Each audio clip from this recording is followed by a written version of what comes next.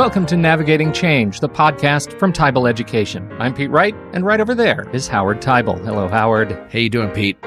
I'm doing very well. We have such a fascinating conversation in store today. We're talking about sustainability issues that, and sustainability issues, their relationship to financial issues. And we're coming at this from a little bit of a different perspective, I think, today. Our guest is, well, let me just set him up here. Gil Friend.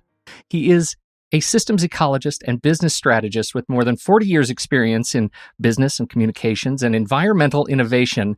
And he's here to join us for this conversation about sustainability today. Now, who is this Gil Friend guy? Well, he's one of the very founders of the sustainability movement. In fact, he was one of the 5 inaugural members of the Sustainability Hall of Fame, so named by the International Society of Sustainability Professionals. And according to The Guardian, he's one of the 10 most influential sustainability voices in America. So I am thrilled to welcome influential sustainability voice, Gil Friend, to Navigating Change. Welcome, Gil. Pete, thanks. I'm glad to be here. So, Gil, let's set a context for what you're doing here. You and I have had the privilege over the last 3 years of being in the network with Fernando Flores and being both a contributor, a student, and getting to know each other in this world as we look at innovations that we're trying to produce in our respective spaces. And I'm particularly interested in this conversation because there's the work that you do really has a direct and indirect contribution to education and what education leaders should be thinking about. And rather than having a prescribed outcome here, I'd like the three of us really to be exploring this topic of what is the nature of the work that you live in that really shows up or should be showing up more in the nature of education. So I'm opening that up as a provocation for either of you to open up with a statement or a question to start this exploration. Well, let me, if I can, set a frame real quickly, Howard, because sustainability means a lot of things to a lot of people, and is a new term for many. And so the general connotation of that term is, and this is a definition from the UN some decades ago, is how do we meet the needs of present generations without compromising the ability of future generations to meet their needs. To put it in more familiar terms, this is about not eating the seed corn. People have known for eons that when you harvest an agricultural crop, you save some of the seed to plant for next year. And you preserve that, you protect that. You protect it so much that, in fact, in the siege of Stalingrad in World War II, people starved to death rather than eat the seed corn that was being preserved for the genetic heritage of their country. So it gets extreme, but we know this is common sense. You don't cannibalize the future to protect the present, at least not if you're sensible, which is maybe not what we are. The other way to think about this, and the frame that I use, is that how do we have a prosperous human economy that meets the needs of people on this planet, but that does it in harmony with the living systems that sustain all life and all wealth on this planet? How do we learn from the 3.8 billion years of research and development that's been done for us for free by Earth's living systems, and learn how to run our human societies in harmony with those laws? So that's the frame that I'm coming from. And in the realm of education, I think this raises 2 important questions. One is, what are we teaching?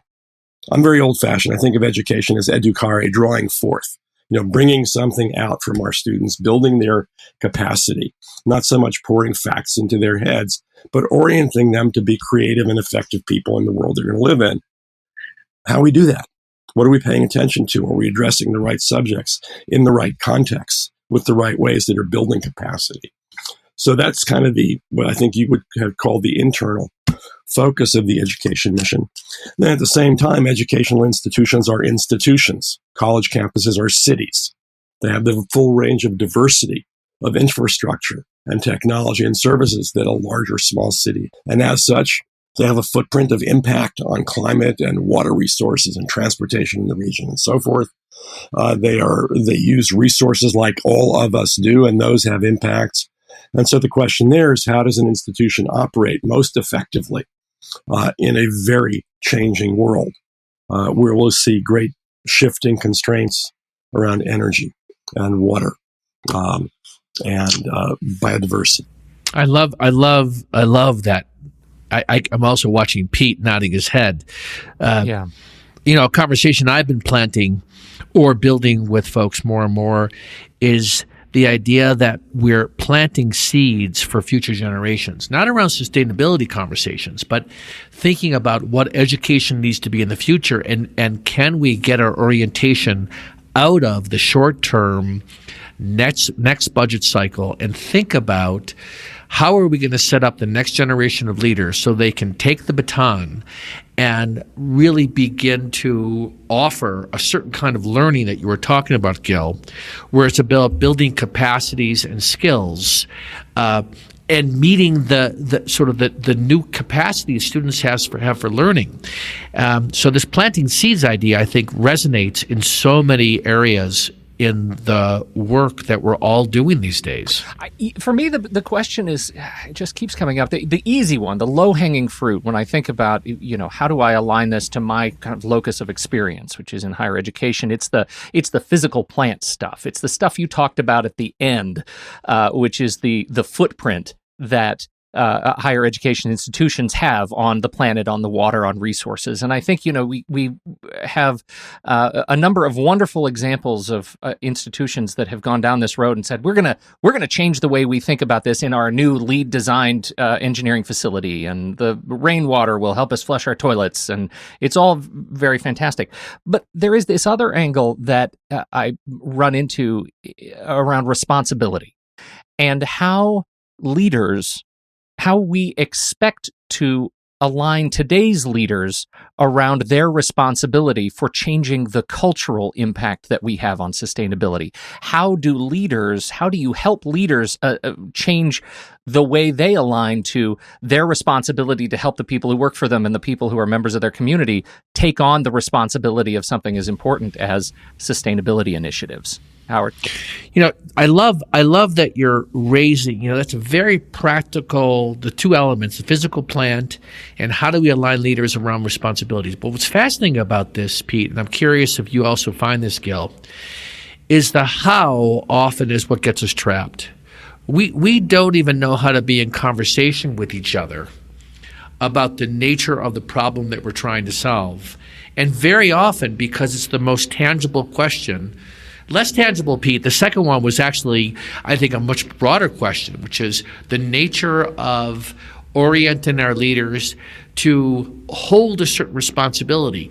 But behind that is the nature of how they're engaging their communities, the mood that their communities are in or not in, and how do we cultivate a different kind of listening that I see as missing, right? So, Gil, when you think about the world you travel in, what are you discovering in terms of how people are opening themselves or still closed off because they don't get it, that they need to have a different kind of conversation that I believe that you can bring and I'm attempting to bring in the education space? That's a bunch of very powerful questions. Let me see if I can untangle them one by one. You mentioned mood, and the moods that I find in my work are varied. Frankly, there are a lot of people in denial. This is not an issue that concerns me, or it doesn't concern me now. It's for later on. It's for my kids or grandkids to deal with. And in a world of, you mentioned short planning cycles, quarterly budgets or annual budgets, it's very challenging for people conceptually as well as institutionally to think in 3 or 5 or 10 or 20 year or 50 year kind of timeframes.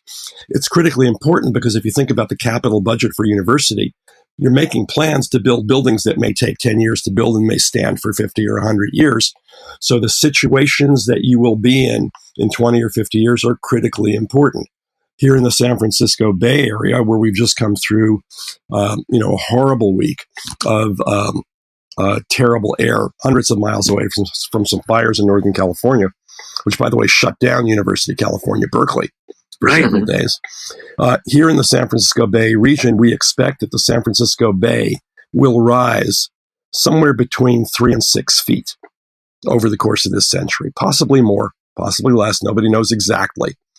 But when you're planning for critical infrastructure that may be near the bay, where all of our highways are, for example, many of our hospitals, all of our airports, campuses of universities, how do you plan? Where do you site things? What requirements do you put on people? What expectations for climate resilience will you demand of developers and builders?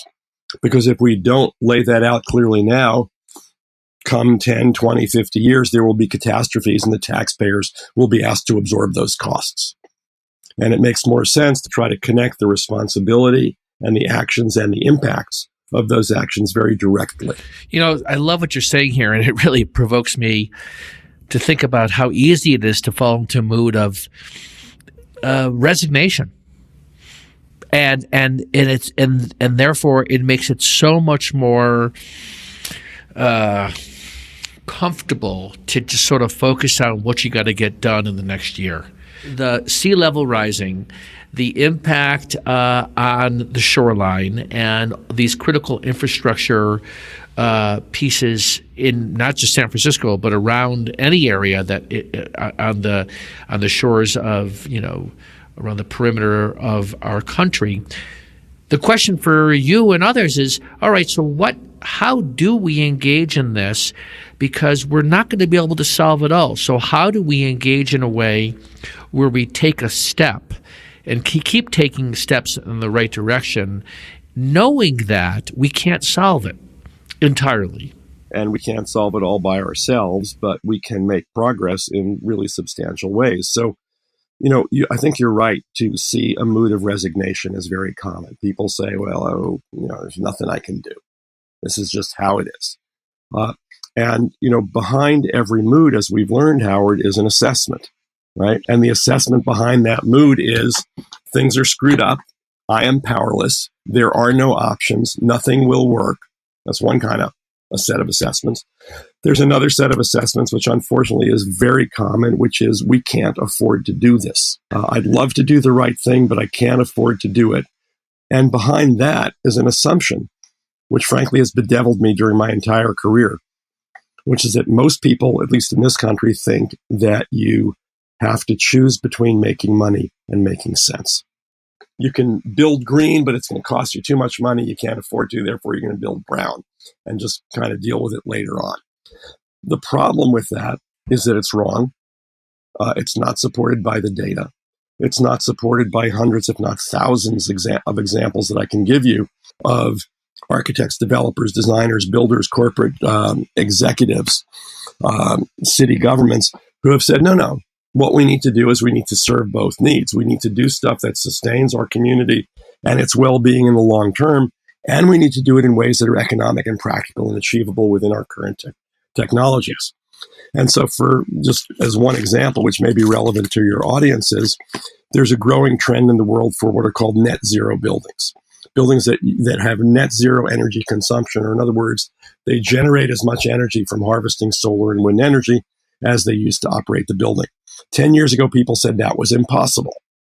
3 years ago, I was at a meeting with an architectural group called Inaugural, who said our response to people who say that it's impossible is, here are 41 of these buildings that we have built. Office buildings, warehouses, commercial centers, etc. And people said, yeah, but don't they cost more? And they said, yeah, well, we've done the analysis, and the incremental cost on these 41 buildings was exactly zero. Now think about that.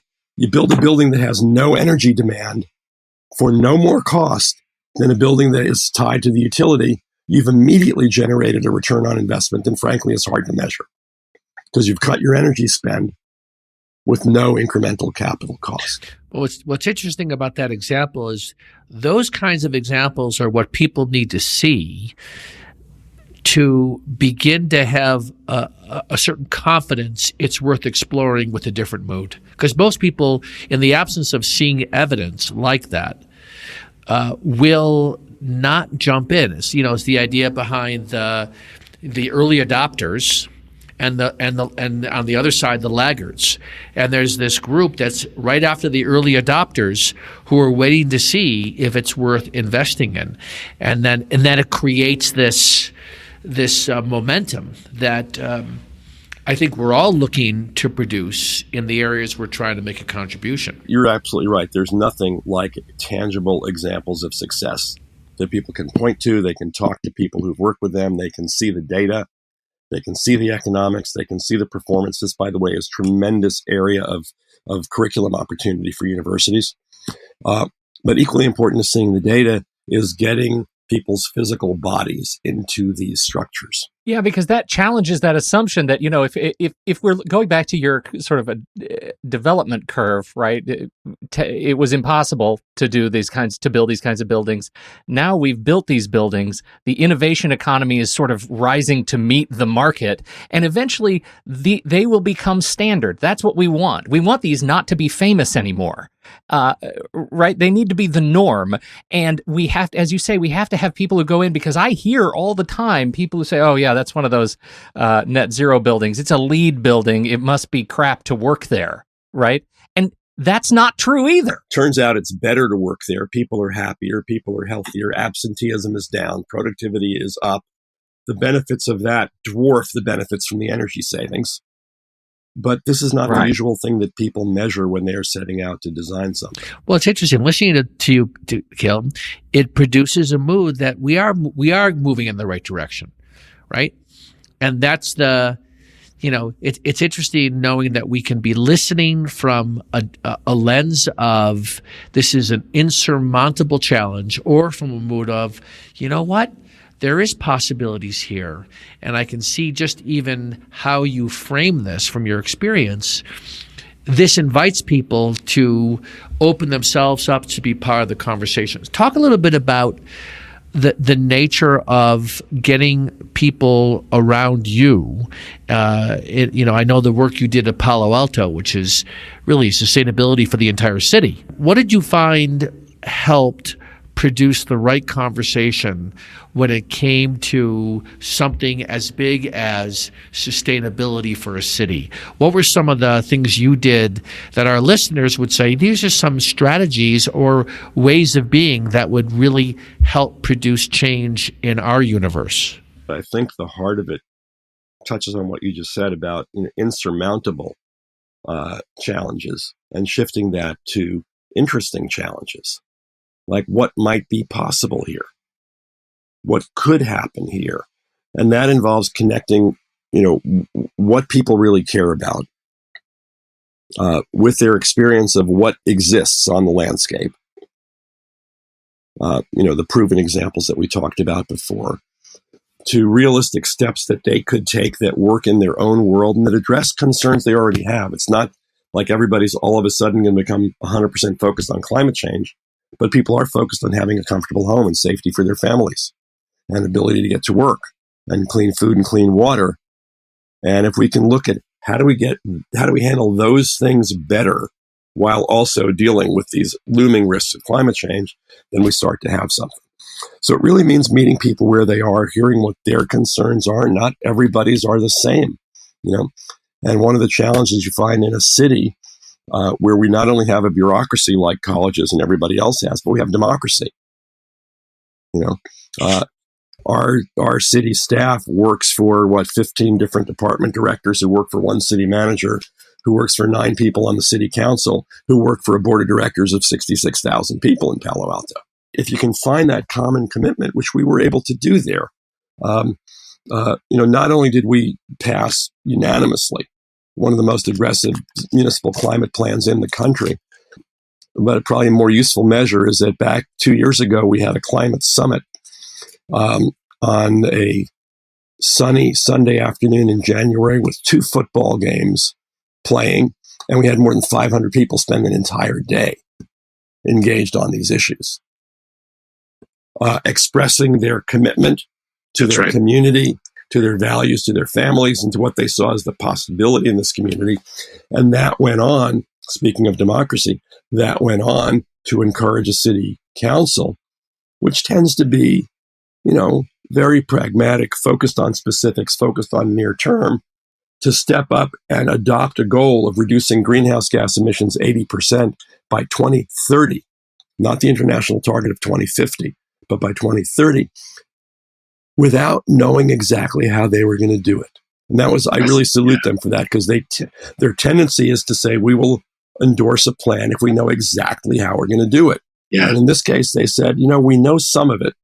We can sense the direction, but we're going to step out ahead of ourselves and plant the flag. This is so relevant, and Gil. orient everybody to how might we get there? What could we do together that could open up new possibilities of cooperation and innovation?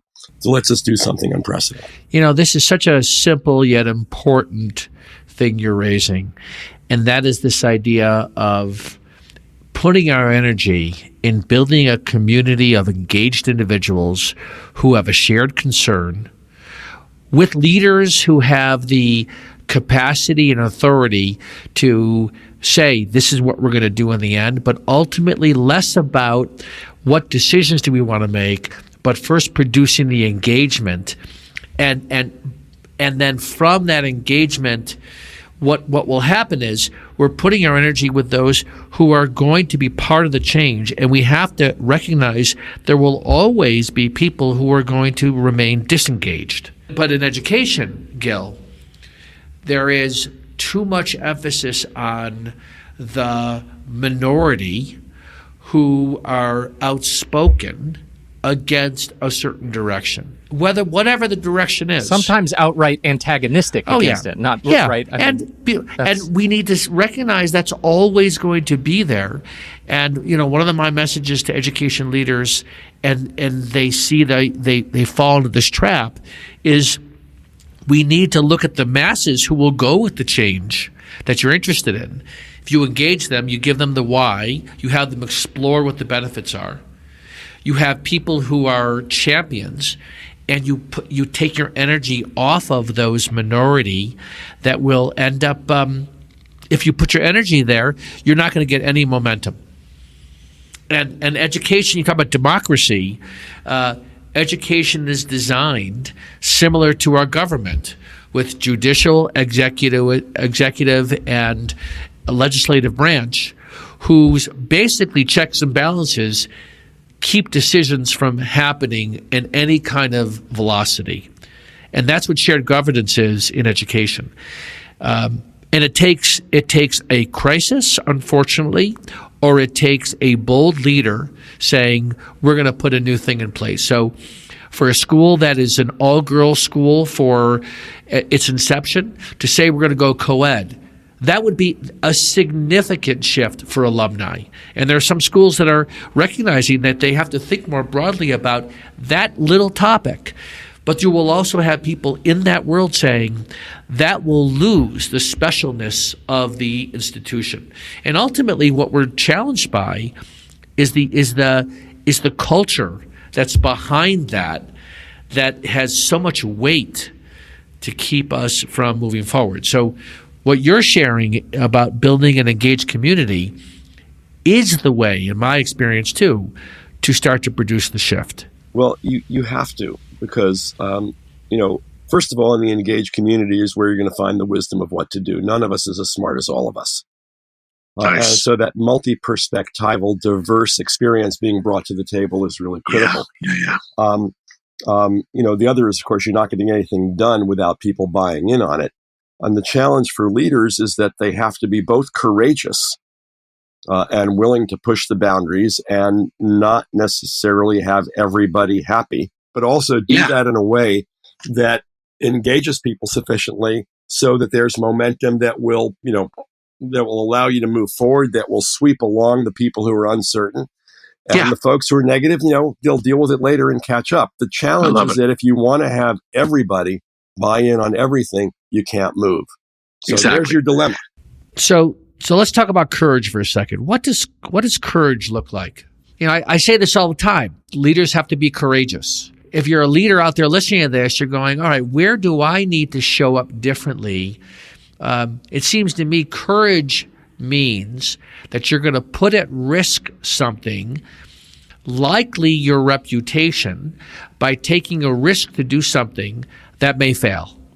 I always start with the etymology, and the root of courage is kur, which is heart. So on the face of it, courage is about acting or persevering in the face of fear or uncertainty.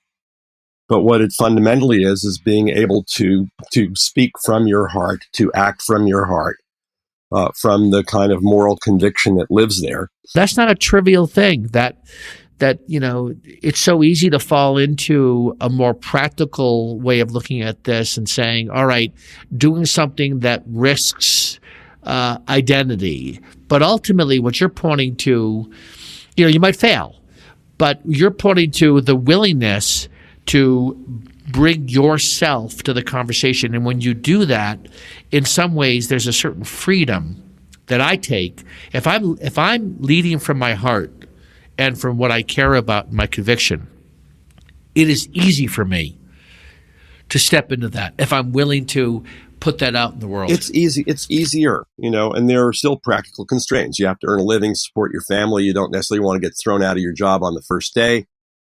There's navigating to do in what is ultimately a political dance that we all live in. Most of us are not candidates for office, but Right. we live in social structures that are political. University president or department chair is a political being as well as an academic being. You can't be naive that if you don't have the listening of those you're trying to influence, that they have trust because of either your reputation, your previous success, you could have all the courage you want and say all the right things, and people are not going to follow you. So there's a place of really recognizing what you've produced in the world and being willing to leverage that going forward. What you've produced in the past and what you're producing real time now in the offers and promises that you're making to people and fulfilling or not. Because what a leader needs to do is a leader needs to challenge people and invite them into a new possibility. They've got to be persuasive to do that. They've got to be credible to do that. I met recently with Justin Solheim, who's the outgoing CEO of Ben & Jerry's. And he said one of the things that they did there was develop a commitment for everyone in every decision in the company to think with their hearts and feel with their brains. Okay, so stop for a moment and think about that. And he said, this is not lip service. This is there in every meeting we have. We're looking at building a new factory.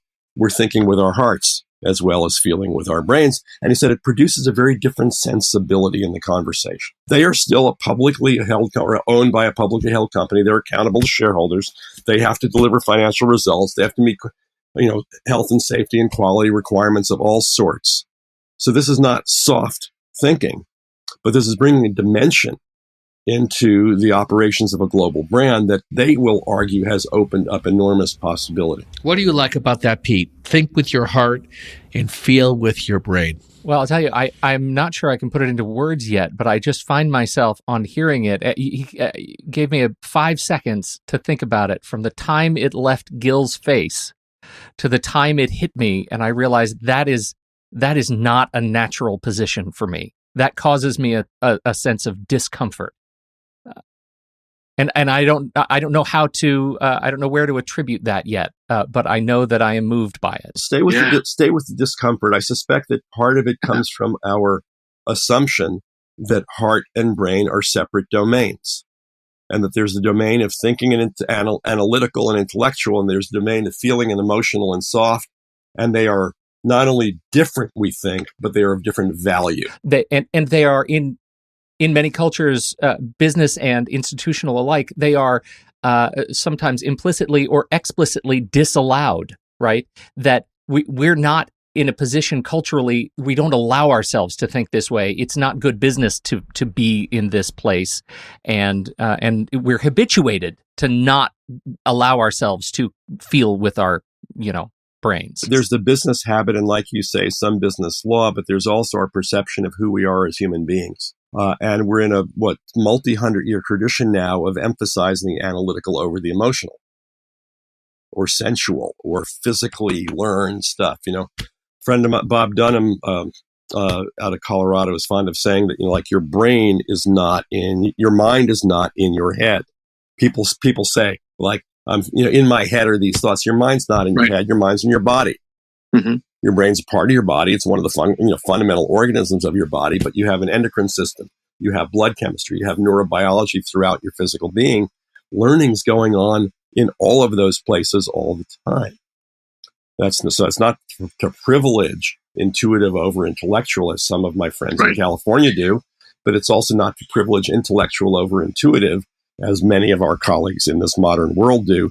How do we live as whole human beings that have the benefit of all of that perception and all of that wisdom and ability to integrate knowledge? So what that provokes in me, Gil, is if our mind is not in our brain, then the nature of what we're producing lives in our interactions and the conversations. We're inventing this together, and this is part of the learning that you and I have been exploring for years now, is this idea of what does it mean to produce things in the world that is really through the conversation and exploration with others. And I think if I watch most people, there's a Lone Ranger mindset. They think they have to figure it out on their own. We have to read alone. We have to develop ourselves alone.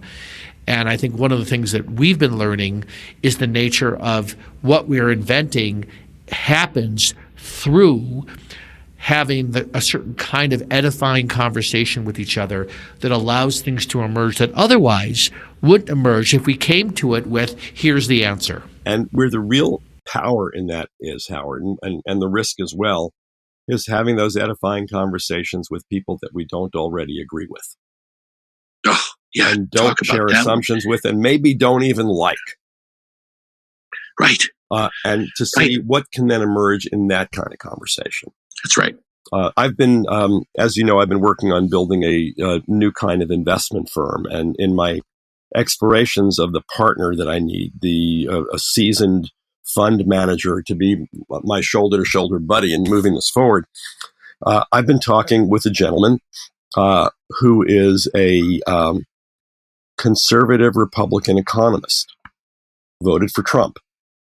Lives here in the East Bay, so he's a rare bird. There's not many of them here.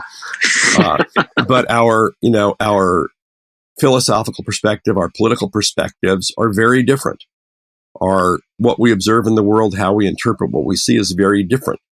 But it turns out we've discovered we are two smart, interesting, open-minded guys who happen to like each other, despite those differences. And we've had conversations about politics and economics and investment strategy that, frankly, I cannot have with my friends and people who I know well and who agree with me on stuff, because he challenges me in ways I never would have imagined. Yeah. And I challenge him in ways he never would have imagined.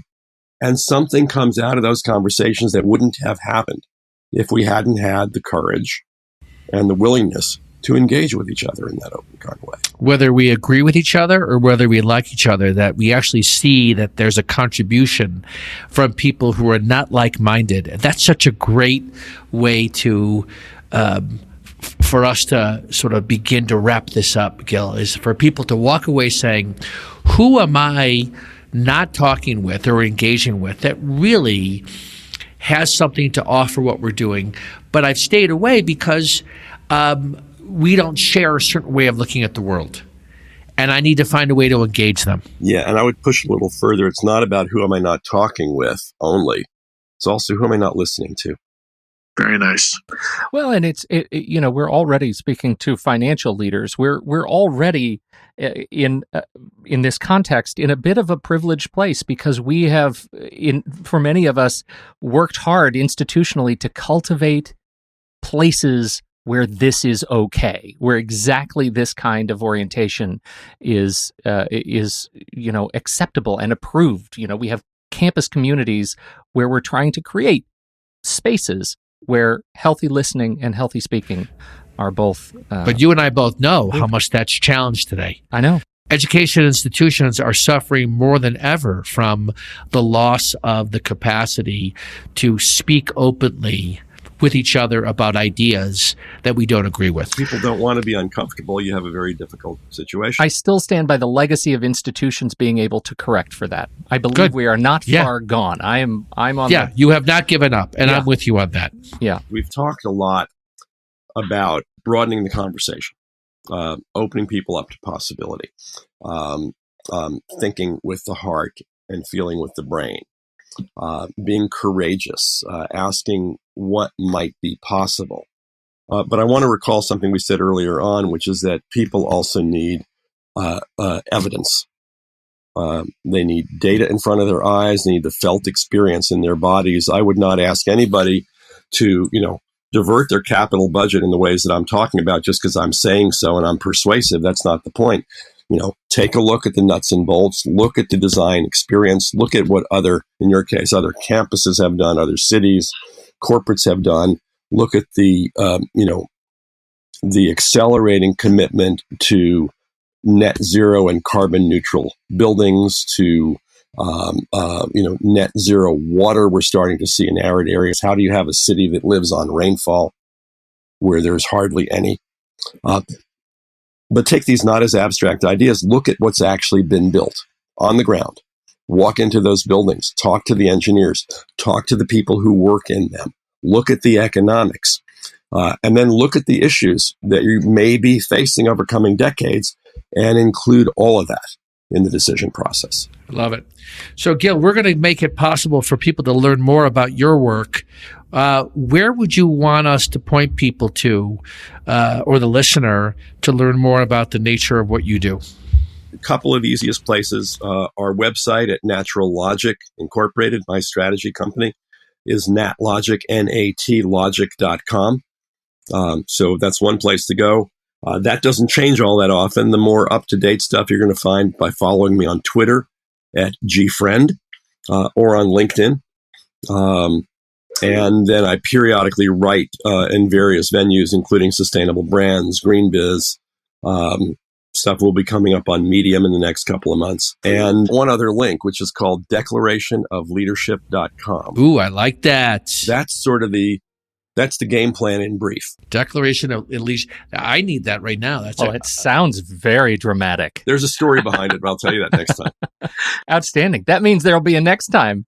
Thank you, everybody, for downloading and listening to this show. You can head over to TybleInc.com to learn more about our work in education and subscribe to the show for free. Just click the blue button and we'll send you an email each time a new episode is released. If you like what you heard here today, please share with a friend or colleague you think might appreciate a new podcast in their own library, especially if they're interested in taking on some of these conversations around sustainability. Introduce them to Gil. On behalf of Howard Tybal and Gil Friend, I'm Pete Wright, and we'll catch you next time right here on Navigating Change, the podcast from Tybal Education.